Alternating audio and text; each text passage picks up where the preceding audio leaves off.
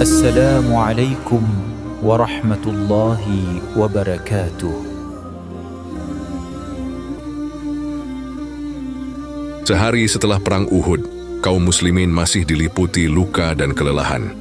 Namun Rasulullah SAW tidak membiarkan musuh mengira bahwa kaum beriman telah melemah.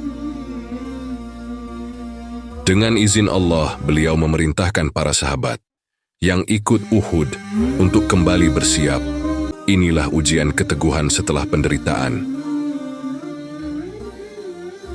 Mereka keluar menuju sebuah tempat bernama Hamraul Asad. Tubuh mereka terluka, namun hati mereka teguh. Keberangkatan ini bukan untuk mencari perang, melainkan untuk menegakkan wibawa Islam dan menunjukkan bahwa iman tidak runtuh oleh luka.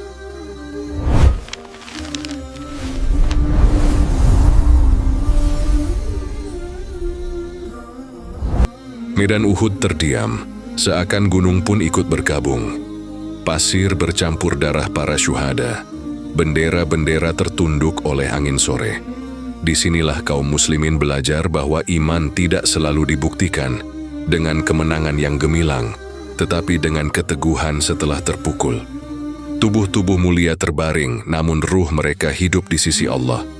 Perang telah usai, tetapi pelajaran baru saja dimulai. Uhud bukan akhir risalah, melainkan awal pendewasaan umat.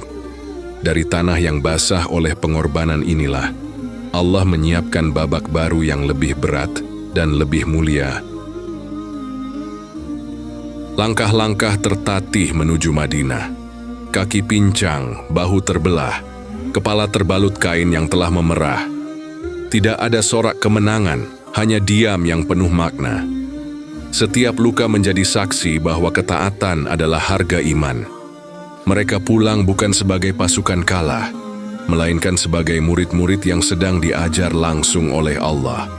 Di sepanjang jalan, zikir lirih terdengar, bukan ratapan, melainkan penyerahan diri. Inilah pasukan yang ditempa, bukan dihancurkan. Rasulullah SAW duduk dengan tubuh terluka. Wajah beliau yang kita muliakan dan lindungi tertutup cahaya ilahi. Darah mengalir, gigi beliau patah, namun dari diri beliau tidak keluar satu keluhan pun. Inilah puncak kepemimpinan, terluka tanpa kehilangan arah. Para ulama menjelaskan, andai Allah berkehendak, Uhud bisa menjadi kemenangan mutlak. Namun Allah ingin menanamkan hikmah bahwa Rasul bukan sekadar panglima perang, melainkan pendidik umat hingga akhir zaman. Madinah menangis dalam diam. Rumah-rumah kehilangan ayah, anak, dan saudara. Tangisan tertahan bercampur doa. Namun di tengah duka, iman tidak runtuh. Rasulullah SAW mengajarkan adab kesedihan tanpa meratap berlebihan, tanpa putus asa. Syuhada Uhud bukan orang yang kalah. Mereka adalah orang-orang yang dipilih. Dari rumah-rumah yang sunyi ini, Allah mengangkat derajat umat yang sabar. Di kejauhan pasukan Quraisy berhenti. Kesombongan berubah menjadi kegelisahan. Mengapa kita tidak menghabisi mereka? Tanya sebagian pemimpin. Setan menyulut kembali api keserakahan. Mereka khawatir Muhammad SAW masih berdiri. Inilah tabiat kebatilan. Tak pernah puas, selalu ingin menghancurkan hingga tuntas. Namun Allah Maha mengatur. Rencana mereka sedang ditimbang di langit. Berita itu sampai ke Rasulullah SAW. Ancaman belum usai. Madinah bisa diserang kembali kapan saja. Dalam kondisi terluka dan berduka, Nabi tidak mengambil keputusan emosional. Beliau menimbang dengan wahyu, hikmah, dan pengalaman. Inilah kepemimpinan kenabian. Tenang di saat krisis, tegas tanpa tergesa. Umat Islam diajarkan bahwa bahaya terbesar sering datang setelah kita mengira segalanya selesai. Rasulullah SAW berdiri dengan suara yang tidak keras namun tak bisa dibantah. beliau memerintahkan, tidak ikut kecuali yang kemarin berada di Uhud. Ini bukan perintah militer biasa. Ini pendidikan iman. Yang terluka harus bangkit. Yang lelah harus melangkah. Karena iman tidak diukur dari kondisi tubuh, tetapi dari kepatuhan hati. Perintah ini mengguncang jiwa para sahabat, namun tak satu pun mundur. Mereka bangkit satu persatu. Kaki yang bengkak dibalut ulang. Pedang yang berlumur darah dipegang kembali. Tidak ada yang bertanya, mengapa kami? Yang ada hanyalah, kami mendengar dan taat. Inilah generasi yang ditempa langsung oleh Rasulullah SAW. Generasi yang luka tidak membuatnya lemah, justru menguatkan tekadnya. Langkah-langkah itu berat, namun pasti. Setiap jejak di pasir adalah bukti keimanan. Setiap tetes darah yang jatuh di jalan menuju Hamraul Asad menjadi saksi di sisi Allah. Para ulama menyebut momen ini sebagai salah satu puncak keutamaan sahabat, ketaatan tanpa syarat meski tubuh menjerit kesakitan. Allah mengabadikan mereka dalam Al-Quran, yaitu orang-orang yang memenuhi panggilan Allah dan Rasul setelah mereka menderita luka. Ayat ini bukan sekadar pujian, tetapi jaminan kemuliaan. Hamraul Asad bukan ekspedisi balas dendam, melainkan perjalanan iman yang diangkat langsung oleh wahyu.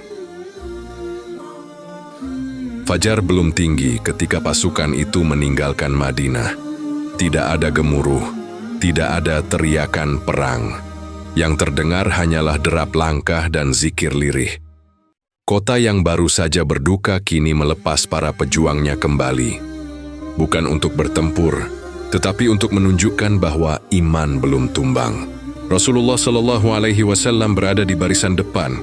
Wajah beliau tertutup cahaya ilahi. Langkahnya mantap. Para sahabat memahami, ini bukan perjalanan biasa, melainkan ujian lanjutan dari Uhud. Rasulullah SAW memimpin dengan ketenangan yang menenangkan. Beliau tidak memaksa langkah cepat, tidak pula menunda perjalanan. Setiap keputusan diambil dengan hikmah. Para ulama menegaskan, inilah seni kepemimpinan Nabi, membaca situasi, menjaga moral, dan mengikat hati pasukan dengan keyakinan bahwa Allah bersama mereka. Dalam kepemimpinan ini, luka fisik tidak mengurangi wibawa, justru menambah kepercayaan. Hamraul Asad menyambut mereka dengan kesunyian padang pasir. Tempat ini strategis, cukup dekat untuk menghalangi Quraisy bila kembali, namun cukup jauh untuk menunjukkan kesiapsiagaan. Disinilah Rasulullah SAW berhenti. Para sahabat membangun perkemahan sederhana. Tidak ada keluhan. Mereka tahu berdiri di sini adalah bagian dari ketaatan yang Allah muliakan. Malam turun perlahan. Rasulullah SAW memberi perintah yang kelak dikenang dalam sejarah, menyalakan banyak api unggun. Api itu menyala di bukit-bukit, menyebar luas, menciptakan kesan pasukan besar. Ini bukan tipu daya tercela, tetapi strategi untuk mencegah kezaliman. Para ulama menjelaskan, menjaga nyawa kaum muslimin adalah tujuan syariat. Dari kejauhan, nyala api itu tampak seperti lautan cahaya. Setiap nyala adalah pesan, kaum muslimin masih siap. Api-api itu membakar ketakutan di hati musuh sebelum pedang terhunus. Inilah kemenangan psikologis, tanpa satu tetes darah pun. Rasulullah SAW mengajarkan bahwa kekuatan tidak selalu diukur dari jumlah senjata, tetapi dari kecerdasan dan keyakinan. Mata-mata Quraisy mengintai. Yang mereka lihat bukan pasukan yang runtuh, tetapi barisan yang tegah. Api unggun yang banyak membuat mereka menyangka kaum muslimin datang dengan kekuatan besar. Keraguan merayap di hati mereka. Apakah Muhammad telah mengumpulkan pasukan baru? Ketakutan mulai mengalahkan kesombongan. Ma'bad al-Khuzai bertemu dengan pasukan Quraisy. Dengan kata-kata yang tegas, ia menggambarkan kaum muslimin sebagai pasukan yang penuh semangat dan siap membalas. Kata-katanya menusuk hati Quraisy lebih tajam daripada tombak. Allah Subhanahu wa Ta'ala menjadikan lisan seorang musyrik sebagai sebab runtuhnya keberanian musuh Islam. Abu Sufyan dan para pemimpin Quraisy saling pandang. Rencana kembali menyerang Madinah runtuh seketika. Mereka takut menghadapi pasukan yang, meski terluka, justru tampak lebih siap. Inilah sunnatullah. Kebatilan selalu gentar ketika berhadapan dengan iman yang kokoh. Tanpa pertempuran, Quraisy memutuskan pulang ke Makkah. Tidak ada kemenangan yang mereka rayakan. Yang ada hanyalah rasa was-was dan penyesalan. Kaum muslimin menang tanpa menghunus pedang. Para ulama menyebut momen ini sebagai Nasrun bil Haibah, kemenangan dengan wibawa. Di Hamraul Asad, Rasulullah Shallallahu Alaihi Wasallam dan para sahabat tetap berjaga. Mereka tidak mengejar musuh karena tujuan telah tercapai. Ancaman sirna, martabat Islam terjaga.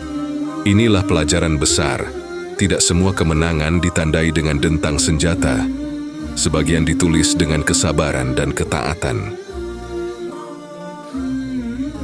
Malam di Hamraul Asad sunyi. Api unggun meredup digantikan cahaya bintang. Rasulullah Shallallahu Alaihi Wasallam berdiri dalam sholat malam. Wajah beliau tertutup cahaya ilahi, tubuhnya letih namun jiwanya tegak. Di tengah luka, beliau memilih sujud. Inilah sumber kekuatan Nabi Sallallahu Alaihi Wasallam, hubungan yang tak terputus dengan Rabb-Nya. Para sahabat menyaksikan dan belajar bahwa kemenangan sejati lahir dari munajat, bukan semata dari strategi. Di sekitar api unggun, para sahabat beristirahat. Perban menempel di tubuh, senjata diletakkan di sisi. Tidak ada keluhan, hanya syukur. Mereka berbagi air dan doa. Luka yang sama membuat hati mereka saling menguatkan. Malam ini bukan malam ketakutan, melainkan malam keyakinan bahwa Allah Subhanahu wa Ta'ala telah mencukupkan mereka. Fajar menyingsing di Hamraul Asad. Udara sejuk membawa kabar baik. Quraisy benar-benar telah mundur. Cahaya pagi menyentuh perkemahan kaum muslimin, seolah menegaskan janji Allah. Setelah malam penuh kewaspadaan, ketenangan datang. Inilah buah dari kesabaran dan ketaatan. Allah Subhanahu wa Ta'ala menurunkan firman-Nya. Mereka kembali dengan nikmat dan karunia dari Allah, tidak mendapat bencana apapun. Ayat ini, kata para mufassir, adalah sanjungan langsung dari langit kepada para sahabat. Mereka berangkat dalam luka, kembali dalam kemuliaan. Tidak semua orang mendapat pujian seperti ini, hanya mereka yang taat tanpa syarat. Rasulullah Shallallahu Alaihi Wasallam memerintahkan untuk kembali ke Madinah. Tidak ada pengejaran, tidak ada balas dendam. Tujuan telah tercapai. Ancaman terhalau, martabat Islam terjaga. Kepulangan ini bukan mundur, melainkan pulang sebagai pihak yang unggul secara moral dan spiritual. Langkah pulang terasa lebih ringan. Luka masih terasa, namun hati lapang. Para sahabat menyadari bahwa Allah menilai usaha, bukan hasil lahiriah semata. Setiap langkah pulang adalah bukti bahwa iman mereka diterima. Di sepanjang jalan, mereka mengingat syuhada Uhud dan berdoa agar Allah mengumpulkan mereka kelak. Madinah menyambut mereka dengan lega. Kota ini kembali bernapas. Para keluarga melihat bahwa kaum muslimin masih berdiri, masih kuat. Kehadiran Rasulullah Sallallahu Alaihi Wasallam di tengah mereka menenangkan hati. Wajah beliau yang bercahaya menjadi simbol bahwa risalah ini dijaga langsung oleh Allah Subhanahu wa Ta'ala. Rasulullah Sallallahu Alaihi Wasallam menasihati para sahabat tentang kesabaran, ketaatan, dan kewaspadaan. Beliau mengingatkan bahwa ujian tidak selalu datang dalam bentuk perang, tetapi juga dalam bentuk rasa aman yang menipu. Nasihat ini menjadi fondasi mental umat Islam pasca Uhud. Kaum muslimin merenung. Uhud mengajarkan akibat kelalaian. Hamra'ul Asad mengajarkan keutamaan taat. Dua peristiwa ini menyatu menjadi pelajaran besar yang membentuk generasi Madinah. Generasi yang tidak mudah terbuai oleh kemenangan dan tidak runtuh oleh luka. Para ulama sirah menulis, Hamra'ul Asad adalah kemenangan tanpa pedang, kemenangan dengan wibawa. Ia menunjukkan bahwa Islam bukan agama reaktif, tetapi proaktif dan penuh hikmah. Dari peristiwa ini, umat belajar bahwa Allah menolong mereka yang bergerak karena perintahnya, bukan karena amarahnya. Setelah Hamra'ul Asad, wibawa kaum muslimin tertanam kuat di Jazirah Arab. Musuh memahami bahwa Islam tidak runtuh oleh satu luka. Bahkan, setiap ujian justru menambah keteguhan. Para ulama menjelaskan, inilah fase penting pembentukan haibah, rasa segan musuh terhadap kaum beriman, yang kelak menentukan kemenangan-kemenangan berikutnya. Rasulullah Shallallahu Alaihi Wasallam memperkuat disiplin umat. Penjagaan Madinah ditata, pasukan disiapkan, jiwa ditempa. Ini bukan paranoia, tetapi kewaspadaan yang diajarkan Islam. Iman tidak berarti lengah, tawakal tidak berarti pasif. Hamra'ul Asad mengajarkan keseimbangan antara percaya kepada Allah dan ikhtiar yang sungguh-sungguh. Rasulullah Shallallahu Alaihi Wasallam hadir di tengah para sahabat, menguatkan yang lemah, menghibur yang berduka. Wajah beliau tertutup cahaya ilahi, menenangkan jiwa. Kepemimpinan beliau tidak hanya mengatur strategi, tetapi menyembuhkan hati. Inilah teladan abadi bagi setiap pemimpin umat, memimpin dengan empati dan keteladanan. Keluarga para syuhada mendapat perhatian khusus. Rasulullah Shallallahu Alaihi Wasallam memuliakan mereka, mendoakan, dan memastikan kebutuhan mereka terpenuhi. Islam tidak meninggalkan orang yang berkorban. Darah para syuhada Uhud menjadi cahaya yang menerangi Madinah dan menjadi pengikat persaudaraan yang lebih kuat. Madinah kini lebih dewasa. Umat Islam memahami bahwa kemenangan dan ujian berjalan beriringan. Mereka belajar dari kesalahan tanpa tenggelam dalam penyesalan. Hamra'ul Asad membentuk mental kolektif umat, siap bangkit kapanpun Allah memanggil. Luka-luka itu tidak disembunyikan, ia menjadi saksi ketaatan. Setiap bekas perban adalah pengingat bahwa iman menuntut pengorbanan. Para sahabat tidak bangga dengan luka, tetapi bangga karena tetap taat saat terluka. Inilah akhlak generasi terbaik.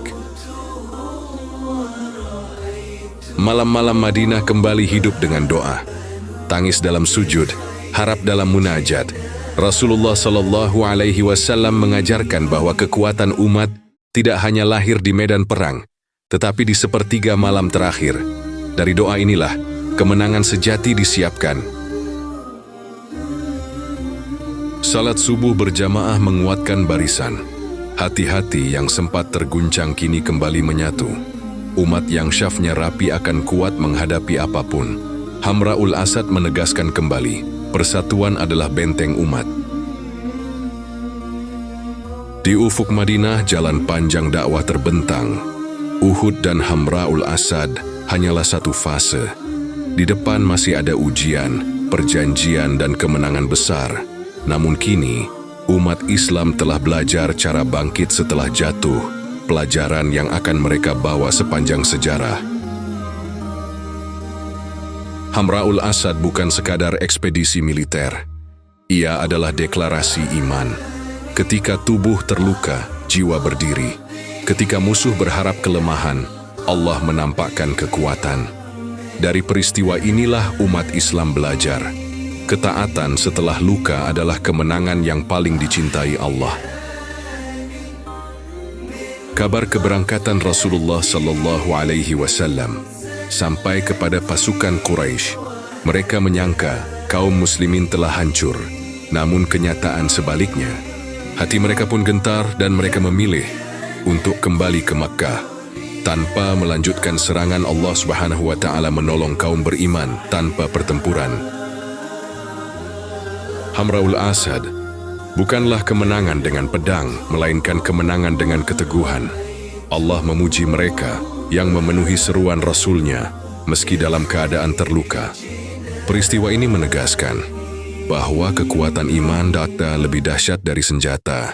Dari Hamraul Asad, kaum muslimin belajar bahwa ketaatan setelah ujian adalah puncak keimanan.